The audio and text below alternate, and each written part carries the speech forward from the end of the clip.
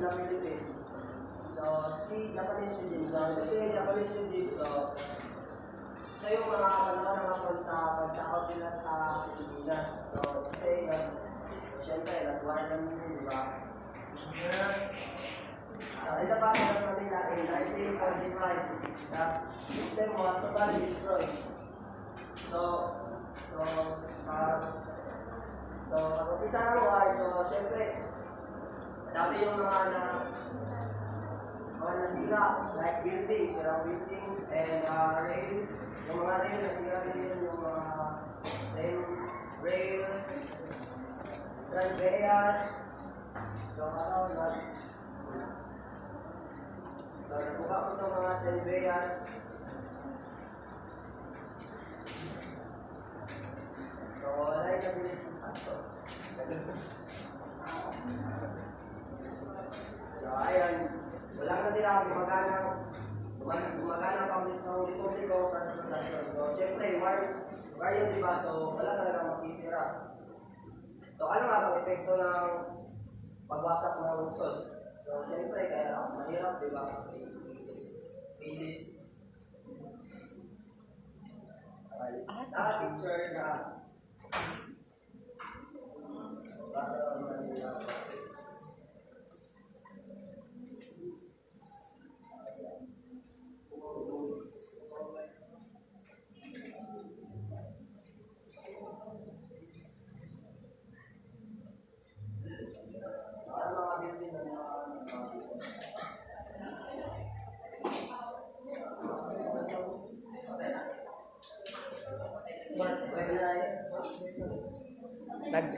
nag-test.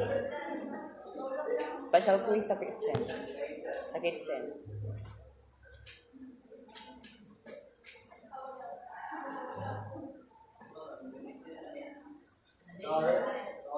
During the return of the cities, necessities and independence did not call for the government and railway cities which were put out of the listing. So, during the return of the city, siyempre, kailangan na ng mga solusyon yun, di ba? So, yung mga lumang tranvea o mga reels, so, di na siya practical, kulang na siya sa budget. And there are some concentrated on providing electricity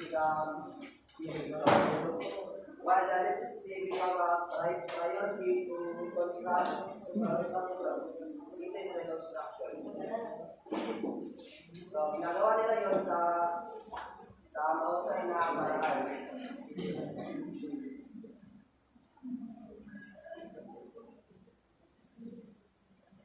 So, advancement in motorization also play a major role in the limited use of railways. The loss of army jeeps that were available after the war was used in place of the horse-drawn state car to serve a public transportation system in a large section of the metropolis. That's why many of today engineers in the Manila. So, yung army jeep, so nasikat pa siya. So, yung mga street car or horse-drawn street car, so pinalitan siya ng army jeep.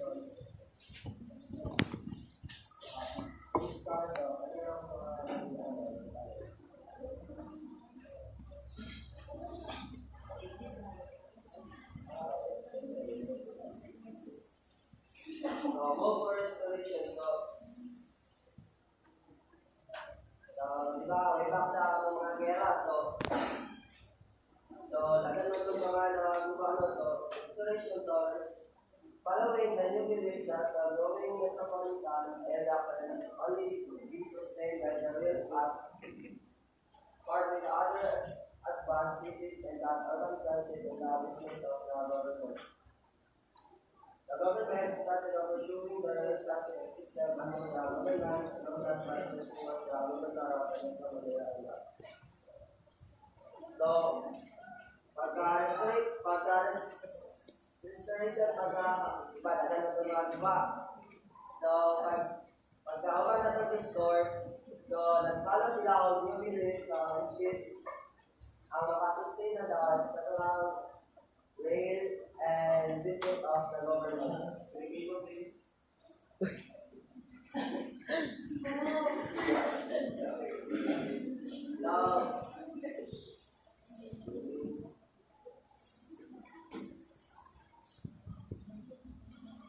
So, sa urban transit government, so, which is si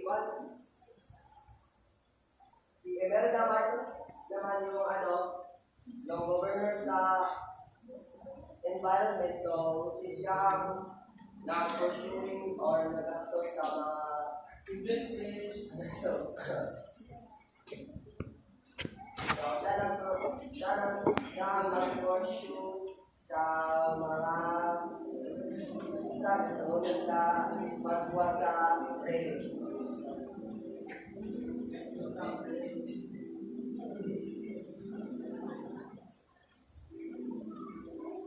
So, restoration of railway system. It was in 1979 when the decision to build the LRT1, 17 kilometers for railway style was actually legalized and pushed through since the public transport was already nearing the point and still barely meets the commuter demand. So, noon, konti pa yung mga tao, okay ngayon, dumadami yung mga tao, okay ngayon, so, nagsisip sila na gumawa ng LRT line 1, which is 15 kilometers, para Tinuan, makita mo. yung kasipipan, syempre, tapos, para makabilis yung mga pagkalakbay o pagbiyahe ng mga commuters. So, in 1981, the LRT-1 line started construction. So, 1981 only, yung sana yung construction. So, the government owned construction development operation of the Philippines. So, the Philippines construction, which is CORP, was the sole contractor for the project.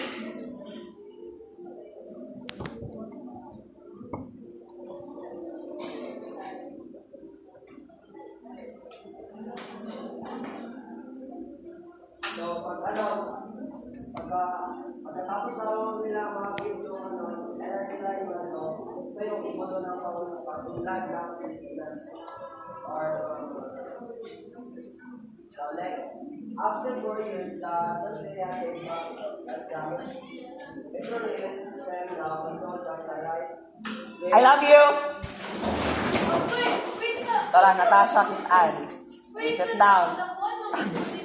Wala, there is no consideration. Sige, lingkod.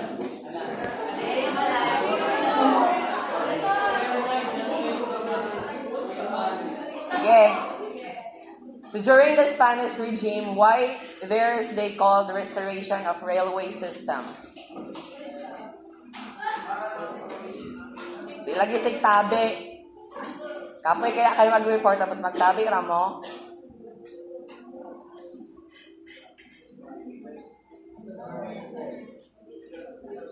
Sige, sa panahon ng Spanish colonization, bakit merong tinatawag na restoration of railway system?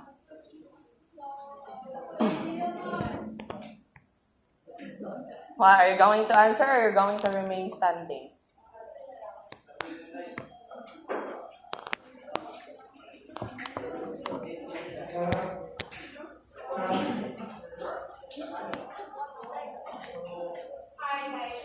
Report.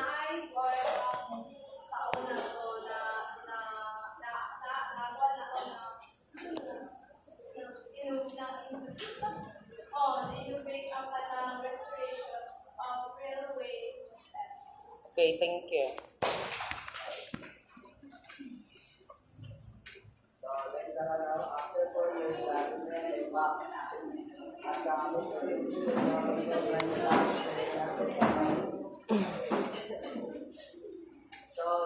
after 4 years, after 4 years, sa number 21 na ang may lockdown, Shutdown. so, after 40 years, they came back. And then, so, pinalitan yung pangalan nila na metro rail system. So, line 1 currently intersect with line 3 extra, and again, the line intersect with NR near to minutes. So, yung line 1, LRT line 1, so, ito ay i-construct siya, so, dapat na sa minutes. So, bale, doon na sila. Which the success of LRT1, the motor rail system, metro rail first started purpose 3 new motor rail lines 2, 3, and 4 in 1985. All of this connect Metro Manila to the provinces at its peripheries. So,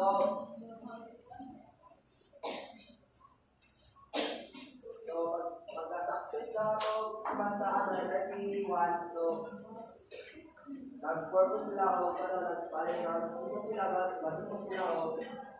ulo ka, another metro rail line, which is 2, 3, and 4 in 1985. So yung tatlong yun, so, connect lang yun sa, Metro Manila to the province at its so,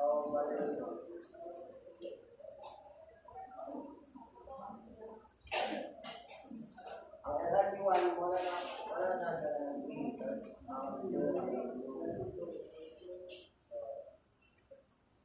Ang LRT4,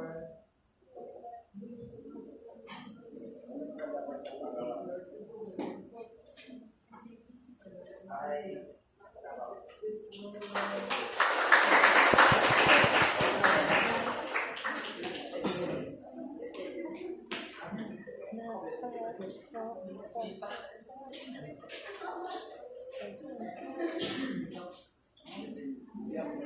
Ikaw na.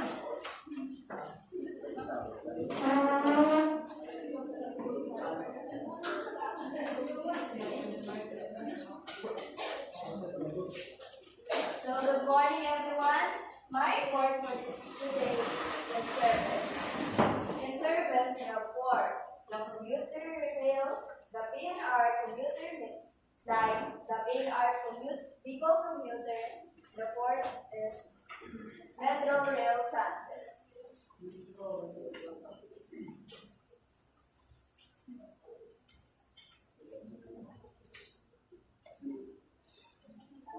Before I start my report, does anyone know anything about what is commuter rail or any knowledge about commuter rail? Is that? Do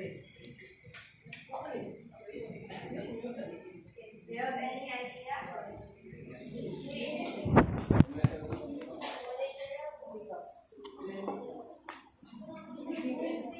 Stand up.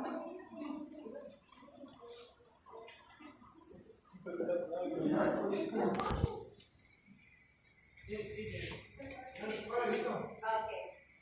Commuter rail is a transit or a service that people use to travel from places to another place. Commuter rail. The Philippines currently has 2 commuter lines. The PNR Metro commuter line located in Metro Manila and the PNR Bicol commuter line located in the Bicol region. So it says here that in the Philippines there are 2 operational commuter lines. But let me tell you something. What is PNR? Called the Philippine National Railway. Remember that? Okay. The PNR Metro commuter line is located in Metro Manila, while the PNR Bicol commuter line is located in Bicol region.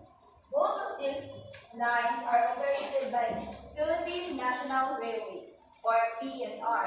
So, before PNR was known as Ferrocarril de Manila AWR, started operating on November 24, 1892. PNR origins trace back to November 24, 1892. Established under the name Ferrocarril de Manila AWR. But it's okay. However, it was only on June 20, 1964 that Congress created a government instrumentality known as Philippine National Railway, or PNR. But to provide our national railroad and transportation system. But let me tell you more about Ferrocarril de Manila AWR.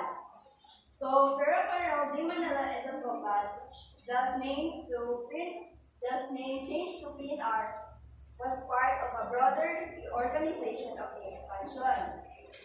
So Ferrocarril de Manila AWR established during the Spanish colonial period. So during the Spanish colonial period, Ferrocarril de Manila AWR was established, but changed to Philippine National Railway was part of the broader expansion.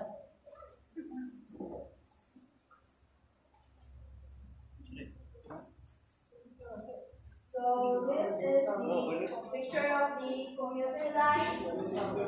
As you can see here, that are examples. We have the Philippine National Railroad Metro Commuter Line. The PNR Metro Commuter Line stretches from Tondo, Manila to the southern and northern edge of Metro Manila. It links the cities of Manila, Caloocan, Malabon, Makati, Taguig, Paranaque, and Muntinlupa, and the province of Laguna.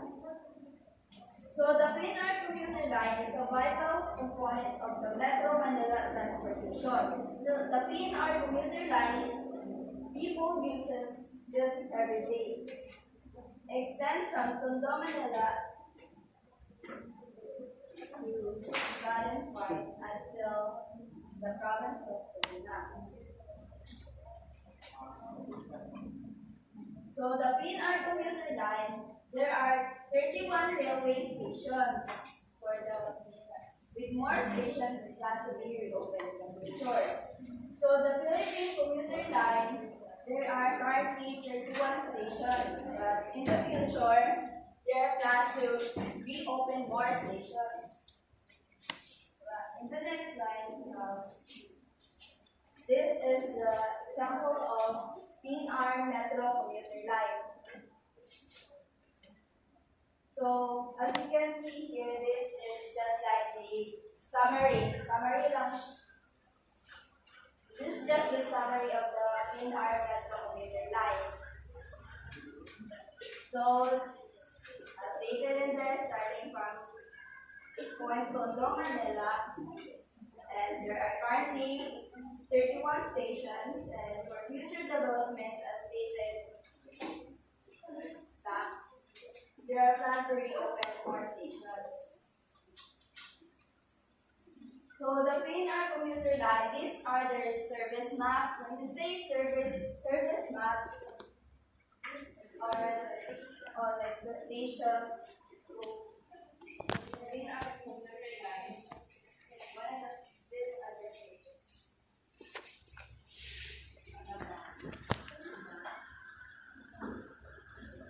Service. Third, we have the PNR Bicol commuter line. The PNR Bicol commuter line operates on the Bicol region, launched in 2009. The system serves passengers to and from Naga and Legazpi with one train a day. Light rail transit LRT 1 and 2. For the PNR Bicol commuter line, it says here that it operates only one train a day. But when I search on Google, starting on December 27, 2023, just last year, it started operating with two trains a day. But in the book, it only operates one train a day. But on December 27, 2023, it operates with two trains. Marine source to Legazpi City in Albay per day. Two daily trips as well as from Legazpi to Naga stated in there. So in each like people riding from Naga to Legazpi, they pay at least 200. So with one train, 250 people can fit inside the train. So this is the train from PRPO to Interline. So these are the fares from, as you can see, this is from Naga only. If you are from Naga, this is the fare that you need to pay in order to ride the train. So this is Naga, and this is Legazpi.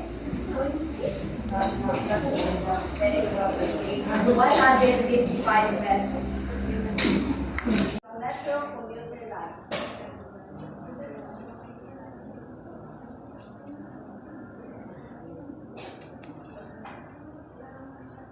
So the Metro commuter line is designated as the blue line.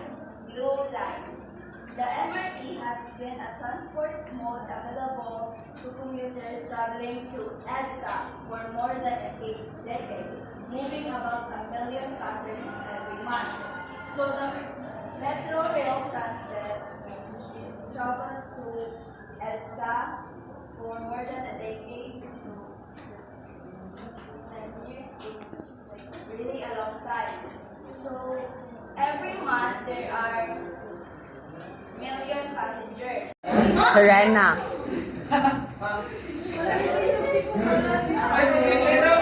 Oy, okay naman na. Reporter man na. Serena, ako makita ang last.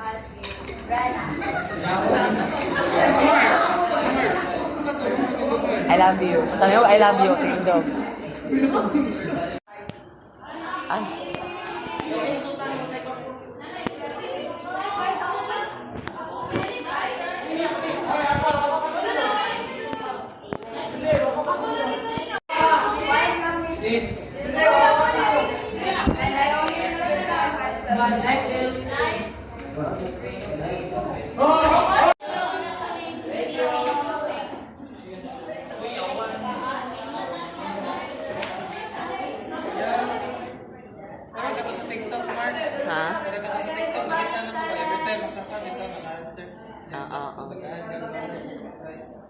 Because the next question is from this slide. Constructions of MRT or Metro Rail Transit began on October 15, 1996 under the Metro Rail Transit Corporation Consortium. So the Metro Rail Transit, it began construction on this year, October 15, 1996, under the Metro Rail Transit Corporation Consortium, and commenced partial operations as a single line, Line 3, in 1999 and became fully operational by July 20, 2000. The Metro Rail Transit was known for its high passenger volume as it says here, transport about 1 million passengers. The Metro Rail Transit provides the alternative road travel.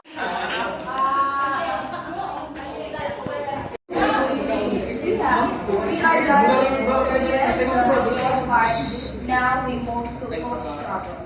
Coach struggle, where coach is used to describe any form of public or private operated road service for passengers. Remember that?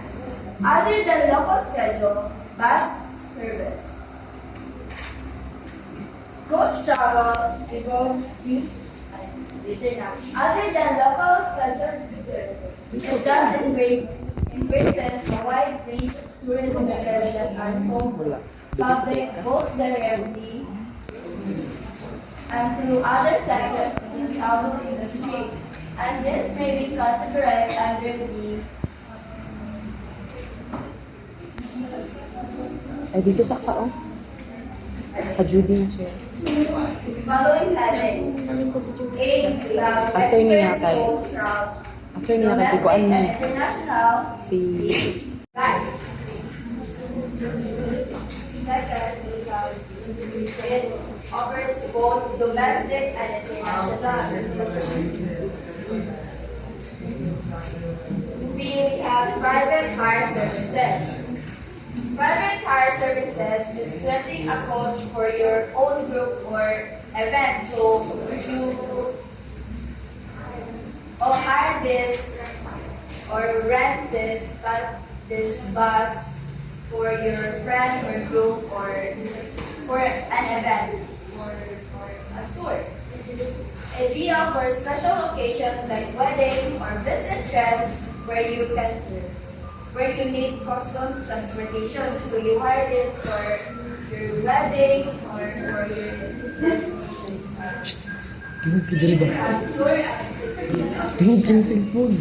Tour and execution operations is an organized trip with a planned itinerary include a guide. Great for tourists who wants to see new places. So as stated in the name, this is a planned trip or an itinerary. So if you hire this bus, it comes along with a guide. So it's used for traveling or sightseeing. Then we have transfer services. A transport from one specific place to another, like from the airport to your hotel. So it's just like a transfer service. For example, when you just got off a plane and you want to go to your hotel, so you hire one of these. Provides a convenient way to get between important locations.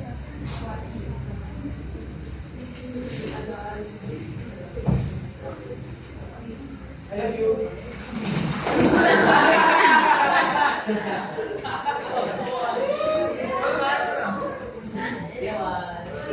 I love you.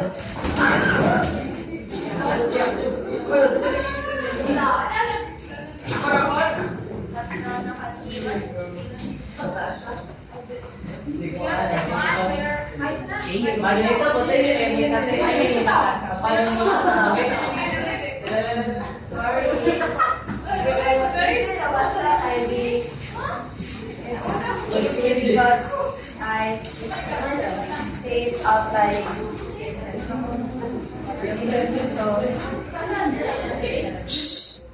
this involves using a large buses for passenger transport over long distances, unlike local buses. This involves using a large buses for passenger transport over long distances, unlike local buses.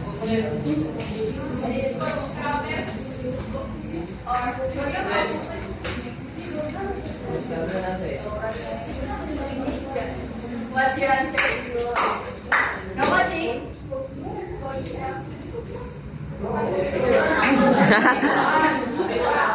I didn't realize the next was shown in the TV. Yes. No, it's not But I don't think there are two more. Two more. tumor. Brain tumor.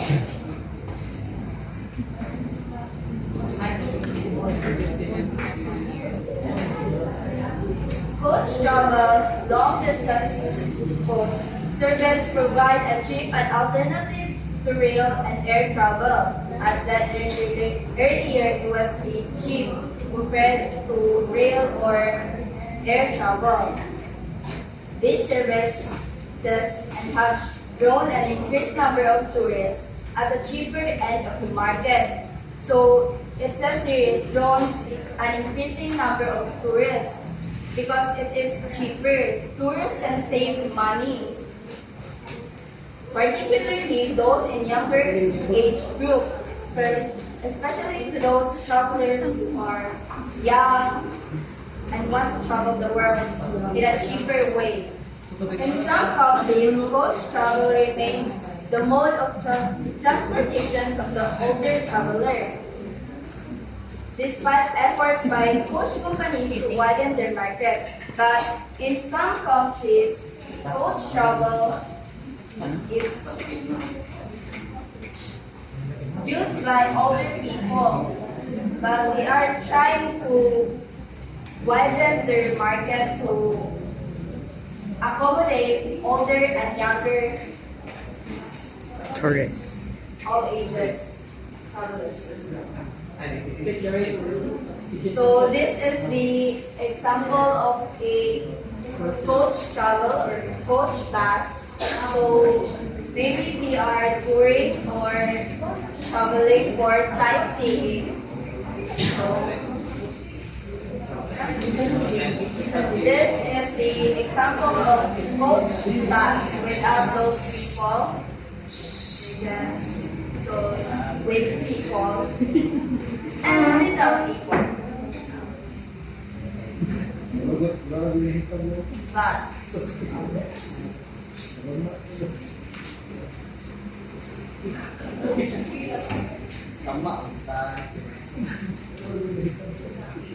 A bus. So in a bus, there are types of bus. We have the omnibus, multi-bus, or autobus, but I will explain it further later. It's a road vehicle designed to carry passenger. Bus, a road vehicle designed to carry passenger. Buses can have a capacity as high as 300 passengers. So for buses, it can hold at least 300 passengers. The most common types of bus is the single-decker bus. This is the single-decker bus. This is the most common buses. This is the type of buses that you see and Hindi mo lagi mo ba? with larger roads carried by double-decker buses.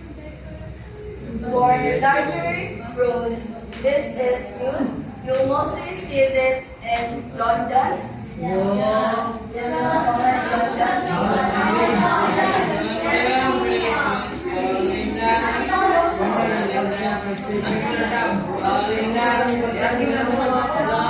Okay, everybody silent. I will ask questions.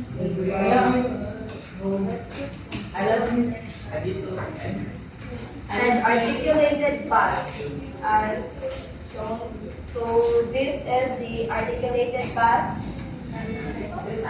Yes, it's two buses being connected. Connected by. Can anyone see this? Yes.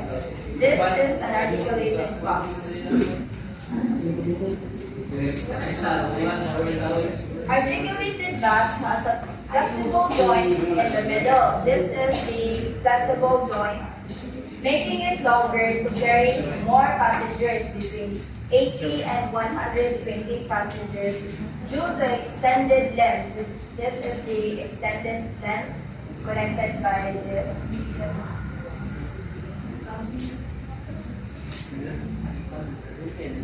And smaller loads carried by minibus and minibus. coaches are used for longer distances. I will tell you more about this three buses. As said earlier, the single-decker bus is the most common bus. We will move to double-decker bus. Double-decker bus has two levels, as you can see here, up and down, allowing more passengers between 70 to 100 passengers. So, double-decker bus, 700 to 100 passengers can fit. For the articulated bus, as said earlier, 80 to 120 people can fit. That's it. And this is the minutes. And for smaller loads carried by minibus and minibus, coaches are used for longer distance service.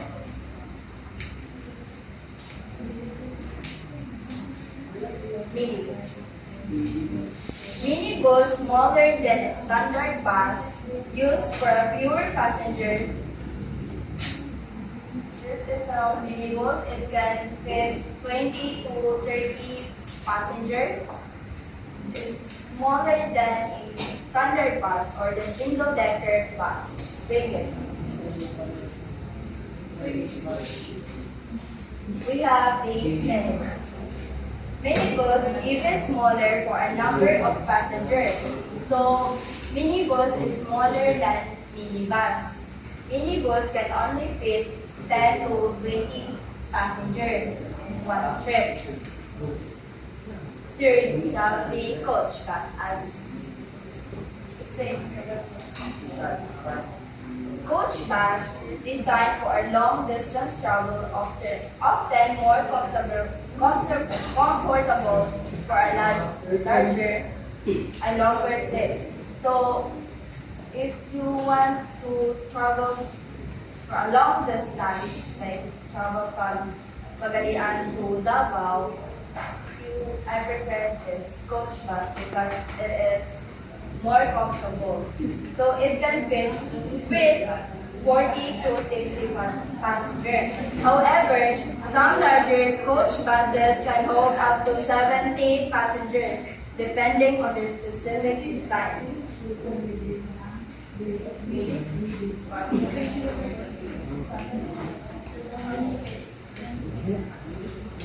Have you?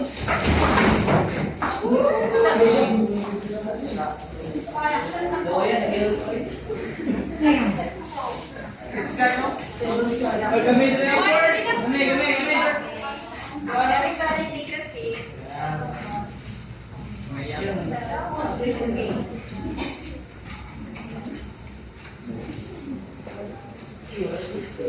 It is a road vehicle designed to carry passengers.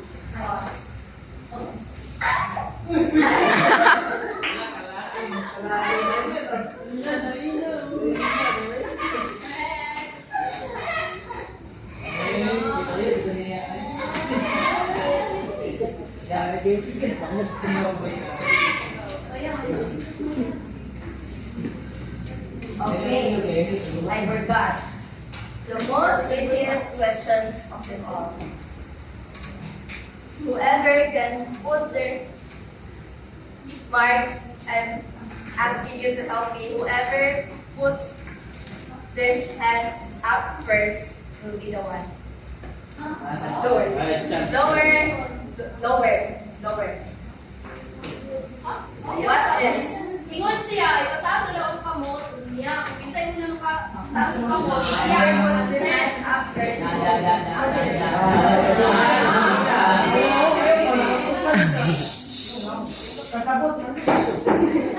What is?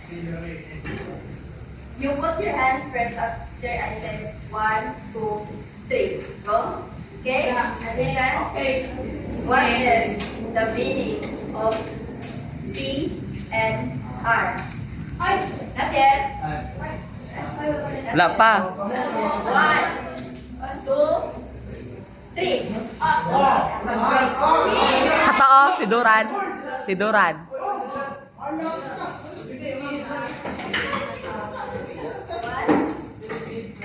Philippines or Philippines?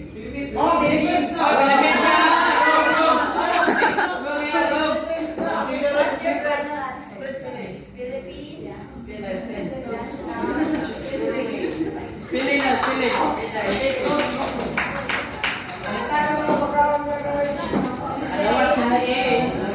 Hoy, tagaan lagi te kaet. Thank you for listening kay Ako.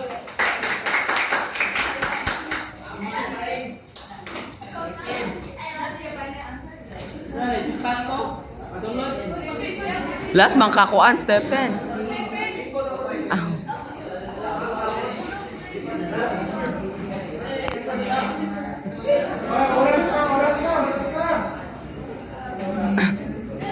Good morning, everyone.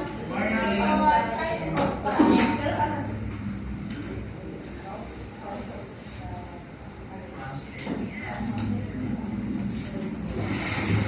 Types of bus, we are private bus, motorized bus.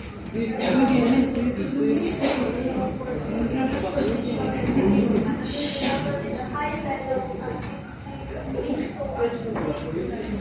passengers or spectators that the first bus, your average bus, the kind of lively to cities and towns around the bus. So, these transit bus are motorized bicycle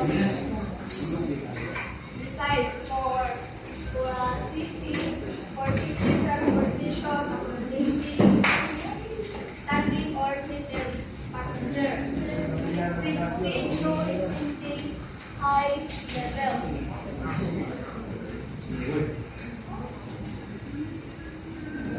Motorcoaches.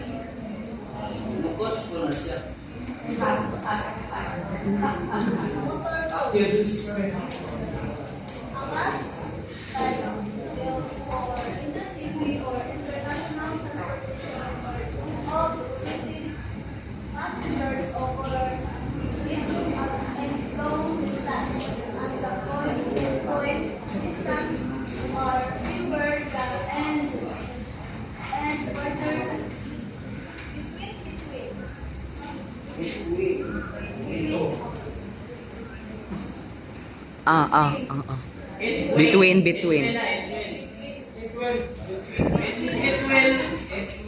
Long is almost never include or allowed. Coach buses often include a passenger cabin higher of the ground than a city bus, usually have empty storage compartment beside where the luggage and other. These bus coach are intercity or international mo ba? or city passenger over Iwan ikaw. medium and long distance. Often, purchase the higher cabin with storage compartment for luggage and package and the other bit.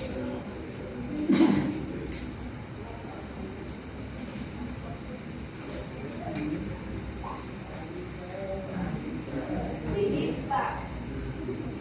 A bus which has single engines as a foundation. What? Naging white This is the average bus. One that called a trailer by historic tractor or any bus with articulated joints, which we'll talk about shortly.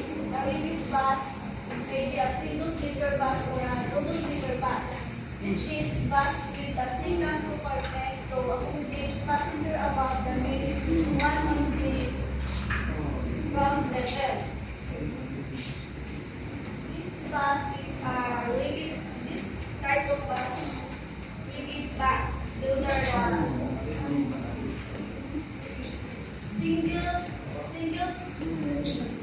single decker or double decker.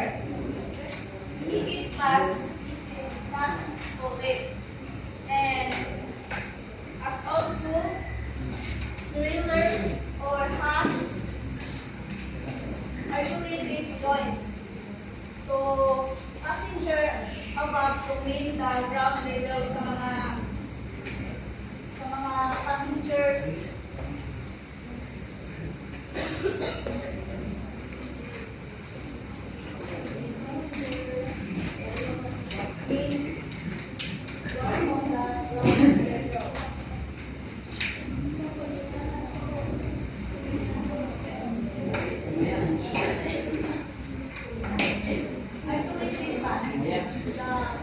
Isolated bus is a bus with two aligned passenger compartment connected by an articulated joint. Articulated buses are just transit buses with a higher capacity.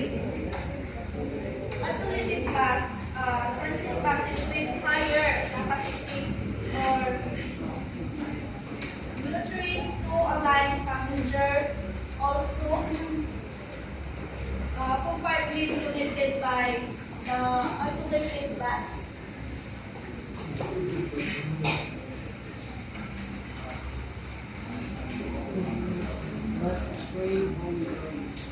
Bus, a train on the road. A bus with three aligned compartments connected by two articulated joints. This bus is the three connected two articulated joints.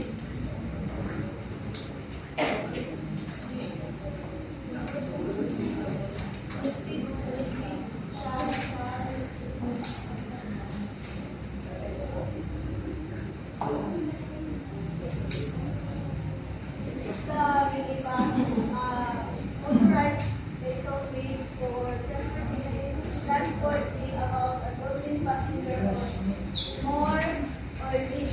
It looks something like a cross between the average bus and a minivan, and it is sometimes with a left for wheelchairs. This bus resembling a bus and minivan can transport around dozen more or less. This passenger and leading fit by with wheelchair left.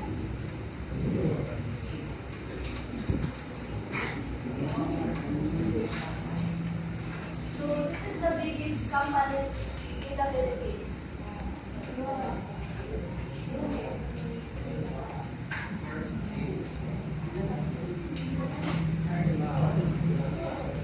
Wow! In the Philippines, with more than 12,000 buses serving around the country, the biggest bus company is the Repsol Group of bus companies, biggest in Asia as well. The bus is now known to many people, especially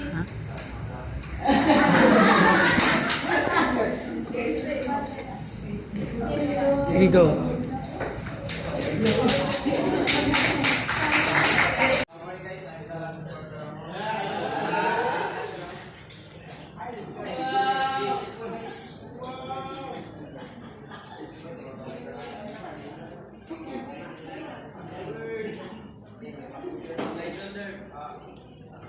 Biggest bus companies in the Philippines.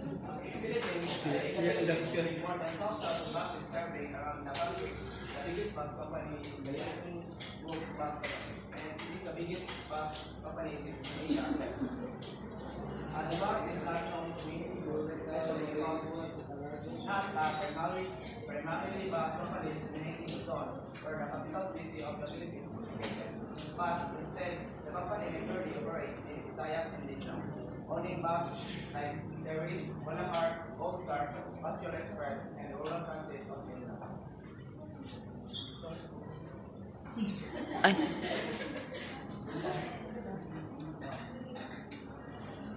Patriot Express operates bus transport service in the eastern and central part of Mindanao. with basis in Butuan City and Davao City in 2016. Thus, bill stated that the company owned 2,500 bus units and the company then accounted for 30% bus routes.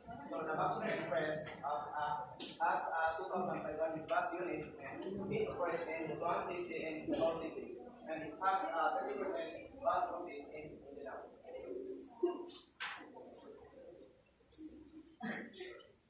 So this is the Motorcoaches Express. Yeah. Rural Transit of Mindanao operates buses for service in the northern and eastern part of Mindanao. It is main of headquarters in Cagayan de Oro. So the Rural Transit bus of Mindanao was operated in eastern part of Mindanao and northern part of Mindanao. The headquarters is in Cagayan de Oro. Five-star company operates in Negros and Island, serving at least 80% of bus routes. Balakar, Brazil, part of the group companies is the backbone of the whole company. And the headquarters of this and the headquarters guys in the Holland City, where the Jensen Group operates headquarters also located. So the five-star company has a 80% office in the Holland City and it has and it operates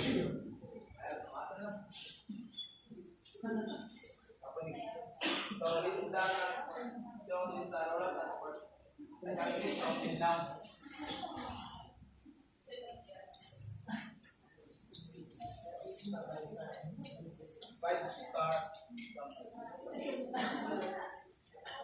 Five-star bus company. Bus company is not five-star. Bus company serving both this province, Basilan, Ecija, Quirino, Isabela, and Cagayan in 2017. It has been estimated that the bus company owns more than 900 bus units. So the five-star bus company owns 900 bus units and it operates in Pangasinan, Ecija, Quirino, Isabela, and Cagayan.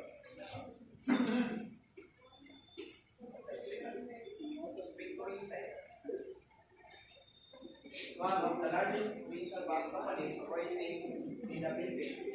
It operates in service routes mainly in the province of Luzon, which include Zambales, Pangasinan, Bulacan, and Northern Luzon, which include states in Tar, Pangasinan, Vizcaya, Isabela, and Cagayan. The bus company played a vital role in the transport industry in the Philippines since it became the product of the Japanese occupation on the country after World War II using heavy trucks from US Army after primarily transport. So the Victory Liner operates in the central zone, which includes Zambales, Pampanga, Bulacan, and Northern Luzon, and include placing car, Pangasinan, Vizcaya, Isabela, and Cagayan. So the Victory Liner becomes a product of the Japanese occupation on the country after World War II, using heavy trucks from US. You know what is heavy trucks? That's what money can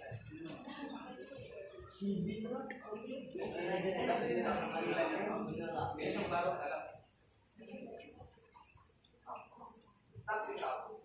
A taxi cab, also known as a taxi or cab, is a type of vehicle for hiring a driver used by a single passenger or a small group of passengers, often for a non-shared ride. So the taxi cab is also known as a taxi or a cab, and it is a type of vehicle used by a driver with license. So, like example, this is yung driver ay may pasero na isa lang yung isa lang kailang pupuntahan. So that is like one way ride. Oh, one way like to Applicards is also known as a public hire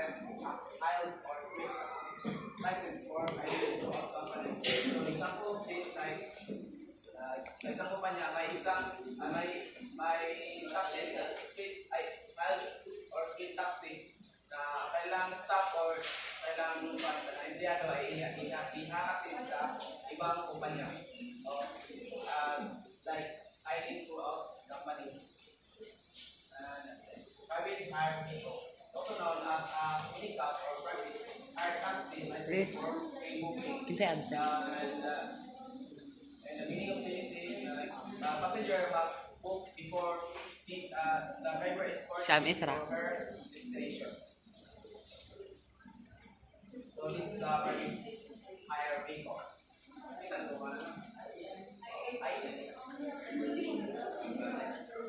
Taxi buses, also known as jeepney, operating on a preset by multiple staff and multiple Fill up na lang.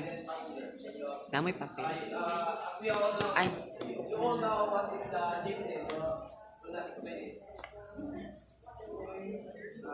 Domino's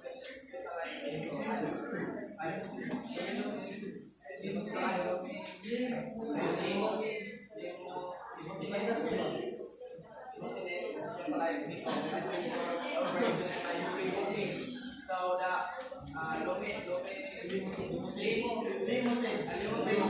and the taxi bus is like the same.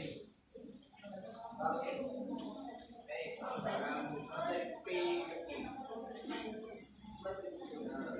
That is the taxi bus or added thing. Pang-luxury, pang VIP nga.